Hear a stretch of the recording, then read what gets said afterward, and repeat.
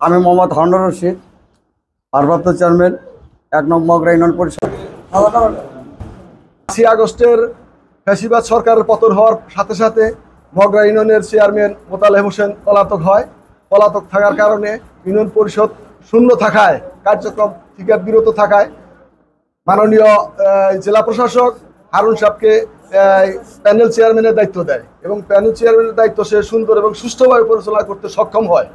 এবং এই সক্ষম হওয়ার কারণে মোতালেব ইদানিং জামিন পেয়ে প্রতিহিংসায় আজকে হারুন সাহেবকে অ্যাটাক করার জন্য পরিষদে আসার কথা ছিল, কিন্তু সার্বিক সহযোগিতা ইউনিয়ন পরিষদ সার্বিক সহযোগিতা হারুন সাহেবকে দেওয়ার কারণে মোতালেব সাহেব এখানে আসতে পারে নাই। মোতালেব সাহেব এখান থেকে বিরতি হয়ে গেছে। আমরা চাই আইনের শাসন প্রতিষ্ঠিত হোক। আচার ব্যবহার আমাদের সন্তুষ্টযুক্ত। যেদিন থেকে হারুন ভাই ইউনিয়ন পরিষদের দায়িত্ব গ্রহণ করছে সেদিন থেকে মানুষের কোনো জনগণের কোনো ভোগান্তি নাই, সেটা জন্ম নিবন্ধন হোক, যে কোনো কাজই হোক। আমি হারুন ভাই চেয়ারম্যান হওয়ার পরে একটা মিটিং হয়েছে, সেখানে জন্ম নিবন্ধনে অনেক টাকা লাগতো। হারুন ভাই কোনো হারে বলে দিয়েছে যে 50 টাকা, জনপ্রতি 50 টাকা হারে এই জন্ম নিবন্ধন, এই জন্য জনগণের কোনো ভোগান্তি নাই। কিন্তু সমস্যাটা হচ্ছে যিনি আগের চেয়ারম্যান ছিলেন তিনি আজকে এখানে জোরজবরি ভাবে আওয়ামী লীগের লোকজন গুছিয়ে এখানে জবরদস্তি ভাবে এখানে বসতে এসেছিল। আমরা চাই যে আইনি ভাবে আসুক, ঠিক আছে? এ পর্যন্ত হচ্ছে আমাদের কথা। আমার জানা মতে ইনশাল্লাহ কোনো রকমের কমপ্লেন বা কোনো রিপোর্ট আমি অদ্যবধি পাইনি। আর দায়িত্ব পাওয়ার পরে সুন্দরভাবে পরিষদ চলছে এবং জনসাধারণ আইসা তার কাছে তৃপ্তি পাচ্ছে, কাজের সহযোগিতা পাচ্ছে। সকলের নিয়ে সমন্বয় করে এই পরিষদ চালাচ্ছে।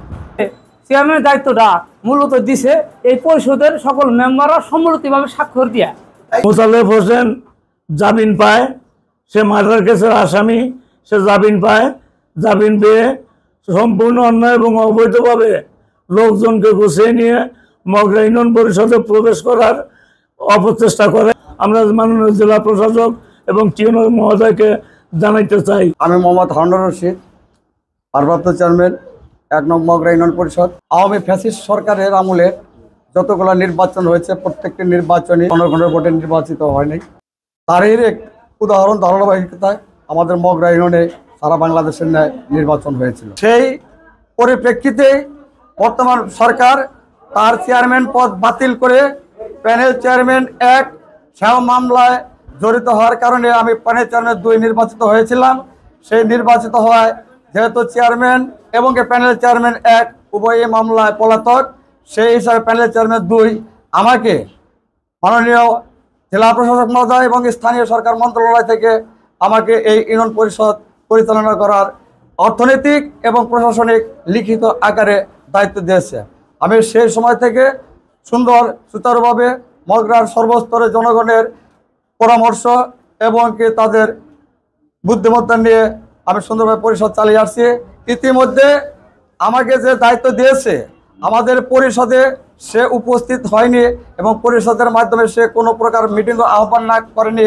সে না করে সে অতর্কিতভাবে সেই ফ্যাসিস্ট হায়নার যে চরিত্র, সেই চরিত্র রূপ আবার রূপায়িত করে মাঠকে এবং সুন্দর আইন শৃঙ্খলাকে অবনতি করার লক্ষ্যে হায়নার মতো আবার এই মগরা ইউনিয়ন পরিষদে ঢুকতে চায়।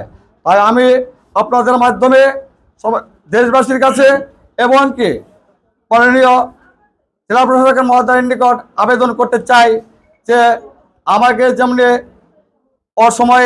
সময়ের কাজ করানো হয়েছে, আমি সেই কাজ সুন্দরভাবে পরিচালনা করে আসছি। আমাকে যদি সেই দায়িত্ব থেকে অব্যাহতি দিয়ে যদি তাকে পুনর্বহালের কোনো প্রকার সুযোগ থাকে আমার কোনো আপত্তি থাকবে না।